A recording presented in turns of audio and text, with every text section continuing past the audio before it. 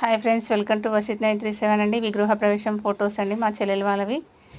వాళ్ళైతే కుటుంబ సమేతంగా అందరూ ప్లేట్లో దేవుని విగ్రహాలు ఇలా పటాలు పట్టుకొని వచ్చారు. ఇంటి లగ్గం చేసేవాళ్ళు ఖచ్చితంగా ఇంటి ముందట పందిరి వేయాలి. కడప కడిగిన తర్వాతనే పంతులు గారు టెంకాయలు కొట్టించిన తర్వాత మా అందరినీ ఇంట్లోకి రమ్మన్నారు.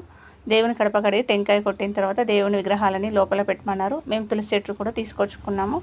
ఇలా శివపార్వతులను రెడీ చేసాము ఇంటి లగ్గం కోసం, కళ్యాణం కోసం. అలా రెడీ చేసిన కళ్యాణానికి పంతులని హోమంకి రెడీ పెట్టుకున్నారు. ఒకటి తర్వాత ఒకటి కార్యక్రమాలన్నీ బాగా చక్కగా చెప్పారు. మాకైతే ఇంటి లగ్గం ఇలాంటి వంచన ఉంది. మేము కూరాడు నీరాడని ఎత్తుకొస్తామండి. కూరాడైతే చిన్నగా ఉంటుంది, నీరాడంటే నిండు సర్వ. వాళ్ళిద్దరు పిల్లలు అండి, వాళ్ళతో పాటు కూడా ఫొటోస్ తీసుకొచ్చారు. తర్వాత సత్యనారాయణ వ్రతం జరిగింది. ఇలా ఒకటి తర్వాత ఒకటి అన్ని కార్యక్రమాలు జరిపాయి. గోమాతను కూడా తీసుకొచ్చాం. గోమాత అంటే 33 కోట్ల దేవుల